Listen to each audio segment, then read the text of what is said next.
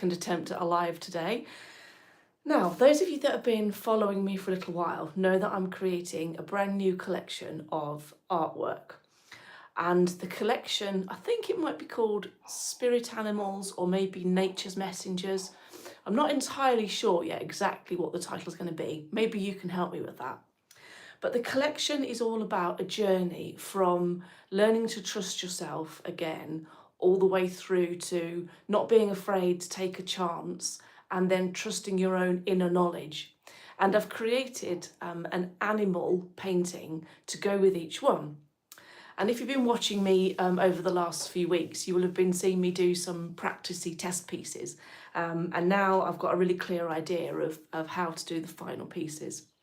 So I've already finished the raven. This is the raven painting. And it's got a lovely sheen to its wings. If you can see, if I twist it a little bit, I've actually used some metallic paints on this one. So this is Raven, and I think it's an abstract landscape. So close up, it's got details and abstract brush strokes in it. But as you move further and further back, it becomes a mystical landscape behind the raven, which I think is like really cool. Then the next one, very excited about this collection. The next one is this. This is the cat. So again, I've used textured paper, recycled paper, and then I've painted the back in gold. So if I angle it, you'll be able to see the gold paint reflecting the light. And it features this beautiful black cat modelled on my little naughty boy Dennis. But I've taken out the white patches because if I painted it just like Dennis, I wouldn't be able to part with the painting. And again, this one, the further back you go, the more mystical and mysterious landscape appears behind you. So now today, working on the stags. This is the third painting in the series. And I'm using a very basic colour palette. So I'm using yellow ochre, which is this colour here. And I'm using a small amount of cadmium red, which is this one, white and black, and then I'm using a touch of silver or gold, depending on the painting. So I've got my colours pretty much laid out, and I'm just going to squeeze out some red so that I can mix the browny colours for the stag. So you don't need a lot, which is great news, to not need a lot of paint. And I'm using acrylics here. Now, I have always painted in oil. However, recently, oil painting, it gives you a lovely, beautiful textures, and it's lovely to work with. But it's really smelly, like it really kind of gets into the air and gives me a headache. And then the brushes are a nightmare to clean. And so I'm having to go more with acrylic now, which is actually quite good fun. So what I'm going to do is just spin the camera around, so hopefully you can see what I'm working on here. So I've got a reference photograph just to give myself some guidance, and I've drawn my outline already onto the paper. So let's get this secure first of all. So for this, I'm just using some masking tape and just sticking it to the backboard. Not too hard, otherwise you can't get the paper back off again without ripping it. So just 4 little bits in the corners. And now I'm going to go in with the antlers. So to paint the antlers, I'm mixing up a grey colour, sort of almost a dark grey. And what I've learned with acrylics is you go with you seem to go with dark first and then go over the top with your highlights. So the brush I've chosen, I'm just going to make that a bit thinner. This is a script brush.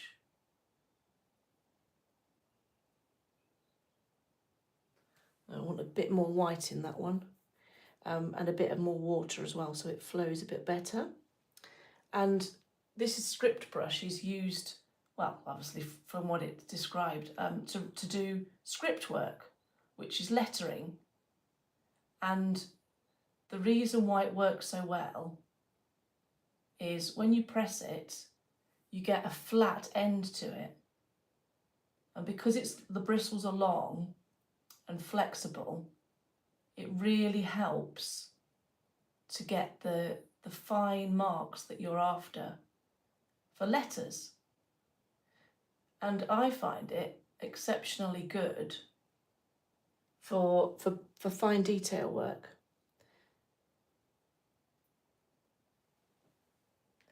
So painting in the dark background here of the antlers. And this is where the guidelines really come in handy, because you're just following your guidelines with your paintbrush.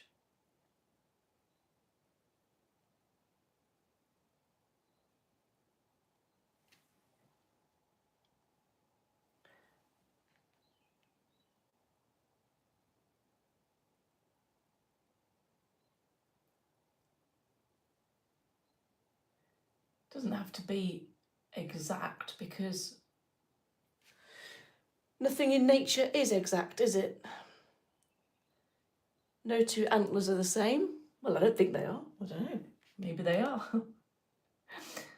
Maybe they are. A bit like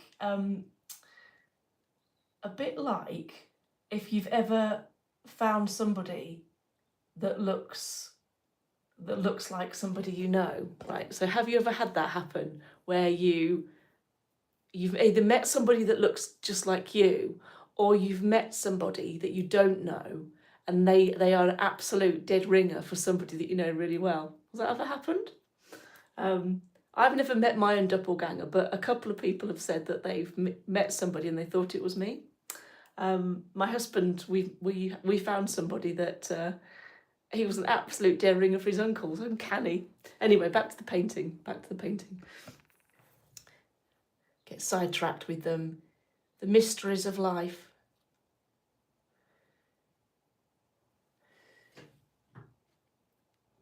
So whilst this colour, this background colour that I'm using for the antlers is very dark, it stands out beautifully against the light background that I've painted. And it'll also take some highlights on the antlers very well.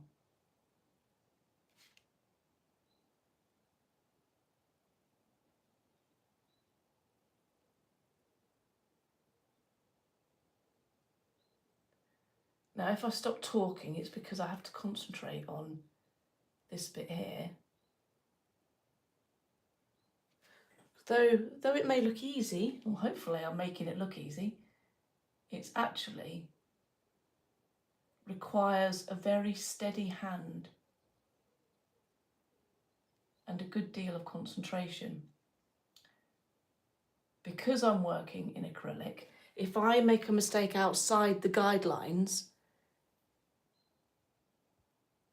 then it's actually quite difficult to correct that.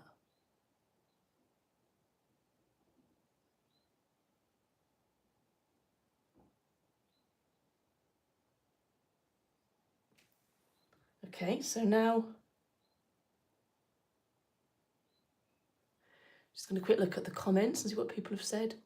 Oh, sorry Lydia, I'm sorry you're not feeling very well.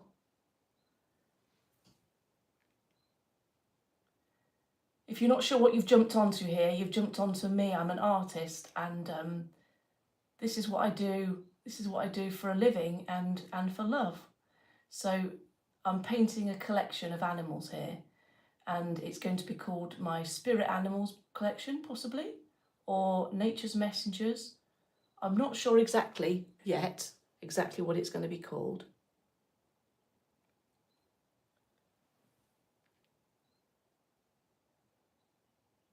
But it will come to me.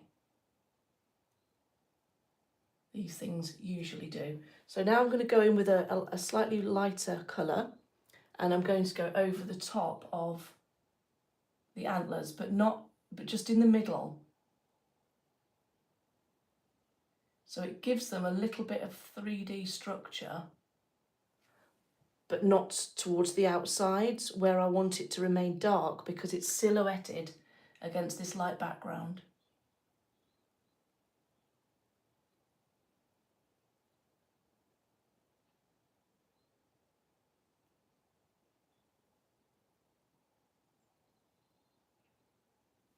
A lot of the work with painting is very subtle indeed. Sometimes just the tiniest marks can make all of the difference.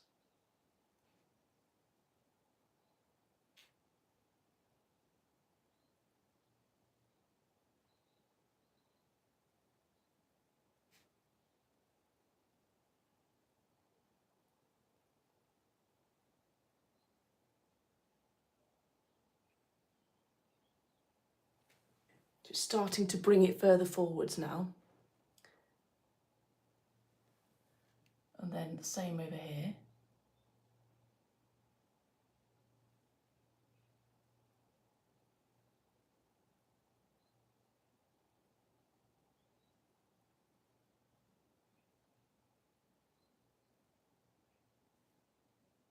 So I think antlers are actually quite textured, like almost a bit sort of furry. I think I've never actually seen right up close what antlers look like. So some of this painting is a little bit of guesswork on the texture.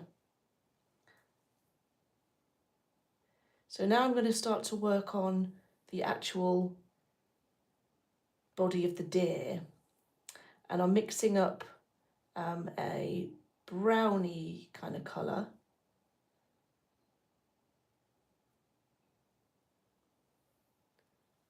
Doesn't really matter too much how accurate the colour is yet. I just want to get in the background. So that will be a little bit too dark for what I'm looking for.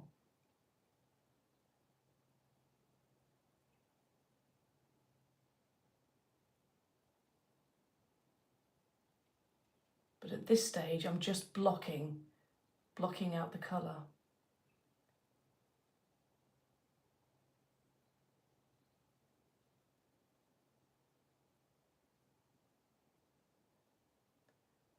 So what I've found with acrylics, what I've learned is that you have to work in small sections because it's quite hard to blend acrylic paints, whereas oil paints blend beautifully, really softly and subtly. But acrylics don't blend, not so well anyway, at least not the way that I've found. So you have to layer and layer with small brush strokes until you get to the overall result that you want. And when you stand back, your eye knits it all together. It's quite clever, really.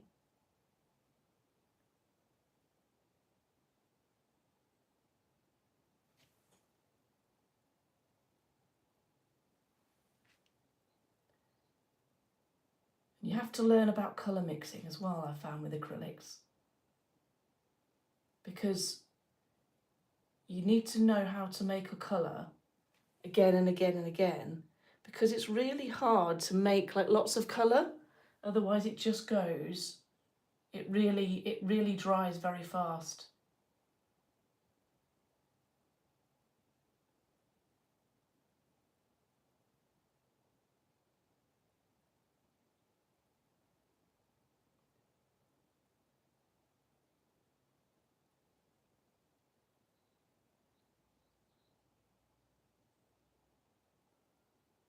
So when you're painting, you have to kind of imagine the structure of the animal.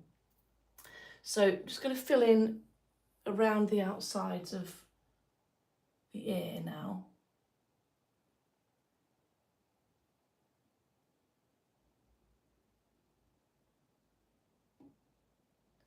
And I will come back and put loads more detail on this.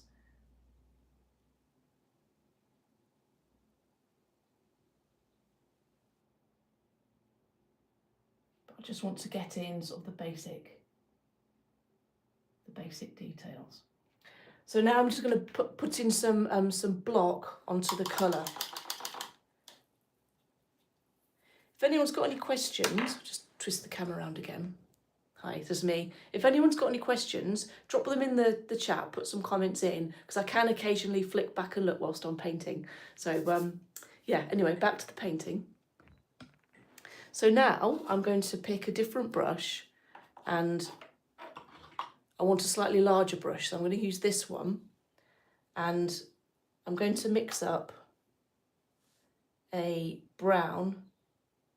So I'm using yellow ochre and red, and then a dash of black inside it, just to give sort of a rusty brown colour. Let's just test this colour and see what I think. Okay, it needs to be a bit more red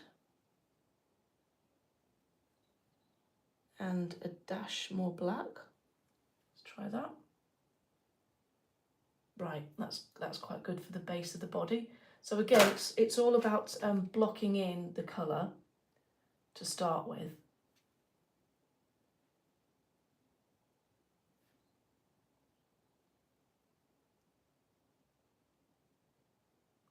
Following the guidelines that I've laid down for myself beforehand.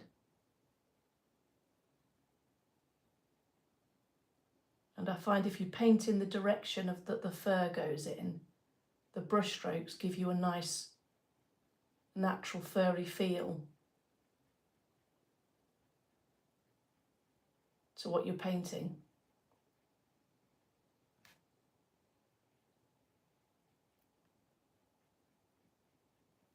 Okay, I'm going to mix a bit more darkness into that. So I get a much darker brown here.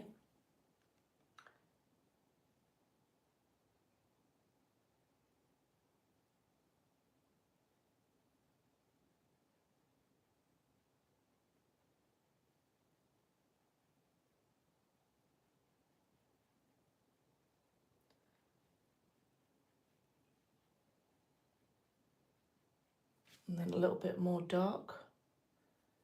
By dark, I mean black. Some artists say you shouldn't use black, but oh, who made the rules? And I find that black just gives you a nice instant darker shade to what you're working with. So I like it when I use it.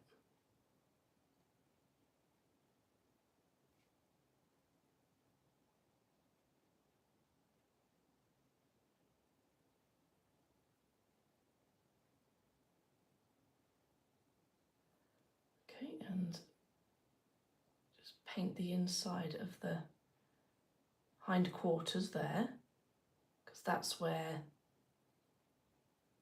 the tummy follows along. So it's starting to take a little bit of shape now.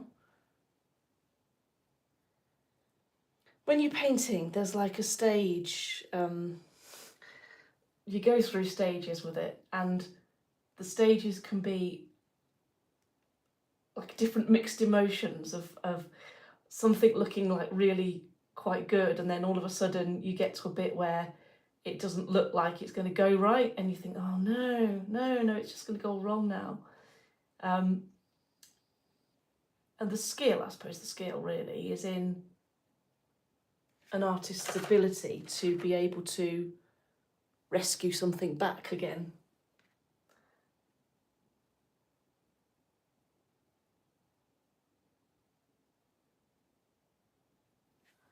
Okay, so now I'm going to mix up a bit more of a grey colour, so a browny grey. Let's come over here.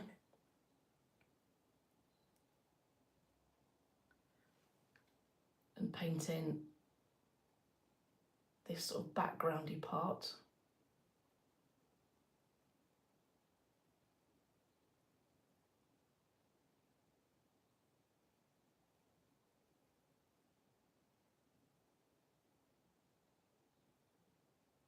Can you see now how when you start to paint in layers and you paint over something you've already got down there, how the colour kind of comes through a little bit, depending on how much water you use.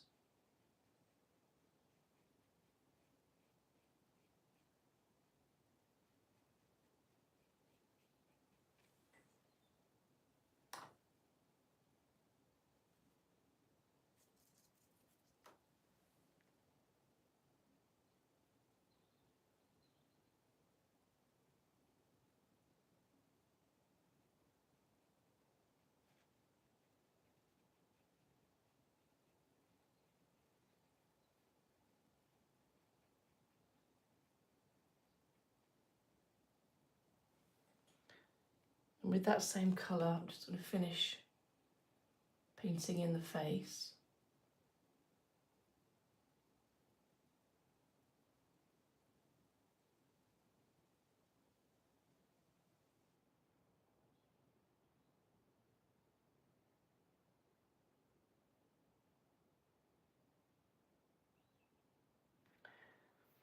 So at the minute it still looks very blocky, but it will in time start to come together.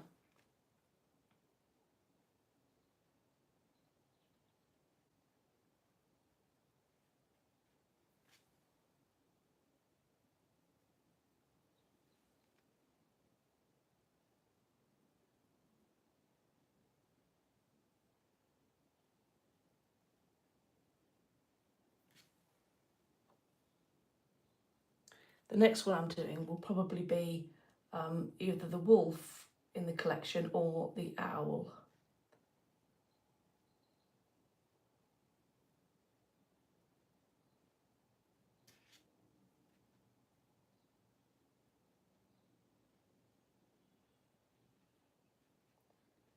Now there's a rule with painting that I love to use, and it's called chiaroscuro, I think that's how you say it.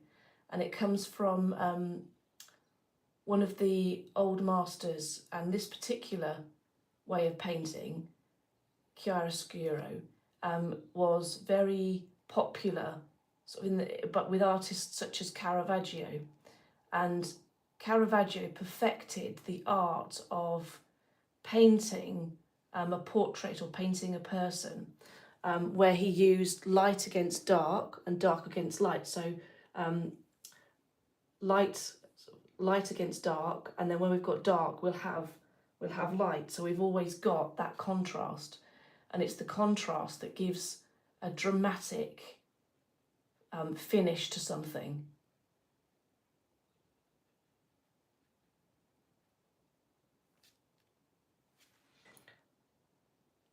So I'm going to mix up a dark brown.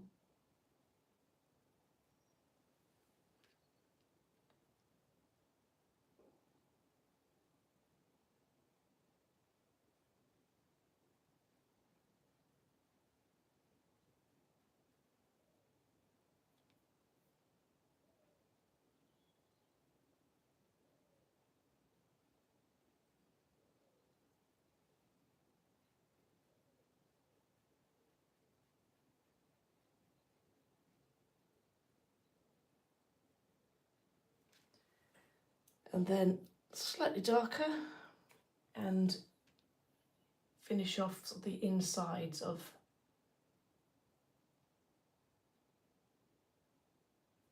here.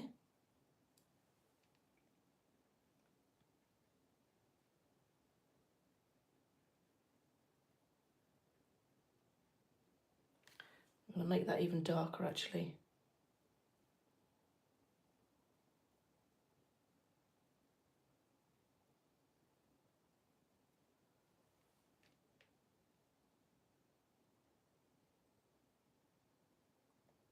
So we've got a nice contrast between, it needs to be even darker, the inside leg and the outside leg.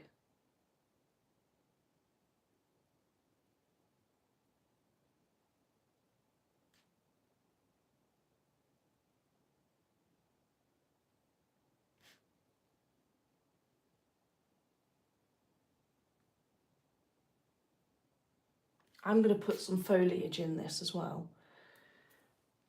So we've got a nice natural abstract landscape feel to the painting.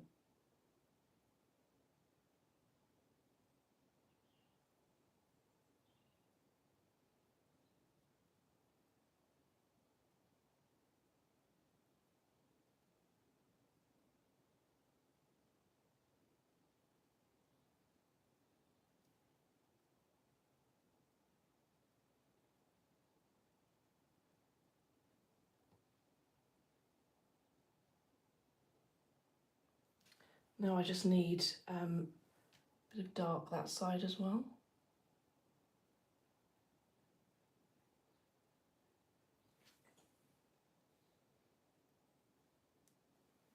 Just a dip in the water, just to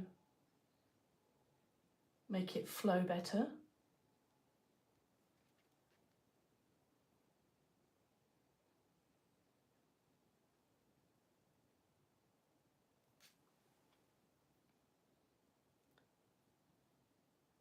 And then mix up a nice light colour.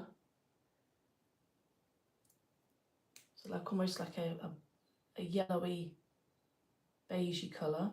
That needs to be a lot lighter.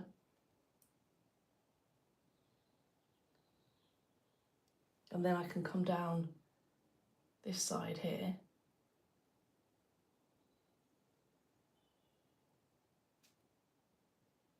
Where it's dark.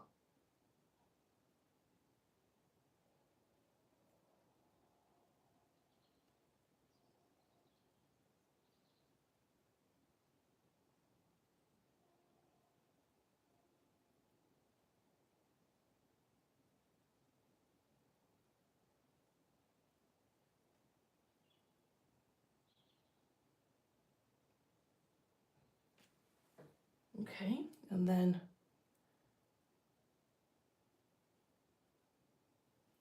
just put in some nicer, lighter yellows.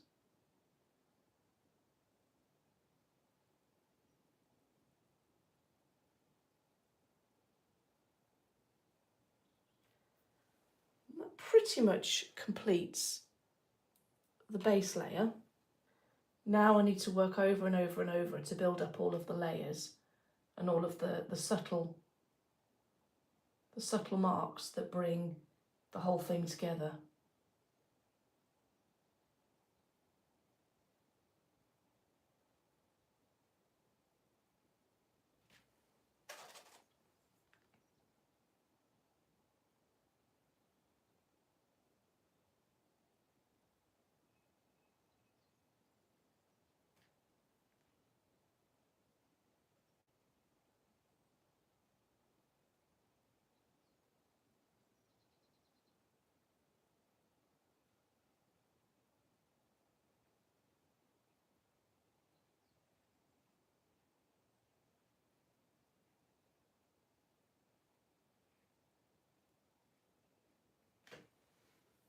Okay, just twizzle the camera around. So if you've been watching that all the way through, that's the first layer placed onto the paper. The next piece of work I need to do now is start to bring out those layers. So I'm going to go away and do that now whilst I can concentrate and I've got a bit of daylight. But the end result is something very much like these pieces here. So that's my cat piece. And then this is the raven one. I'm really happy with this one. It really stands out as you move it further away. The abstract landscape all kind of blends and starts to appear, and you see things in it that you couldn't see close up. Bit like a metaphor for life, really. Anyway, thanks very much for joining me. Let's just check the comments and see if there's any others. Okay, no, great. So if you enjoy watching me, please like and subscribe. That really helps me. Oh, Chris, you're a really good painter, Chris says. Thank you, Chris. That's what really makes my day, that does. It's a bit scary doing this, you know, because that's like live on YouTube, and it's yeah, a bit frightening because you're not sure who's going to watch and what they might think. So having that sort of comment's lovely. Thank you very much. So I'm going to go now and carry on working on the stag and bring the layers of the fur to life. And I'll be posting again. I'll probably paint either the wolf or the owl tomorrow. So if you've got time and you fancy jumping on tomorrow, just put a note in the comments, wolf or owl, and I will see you again soon. Bye for now.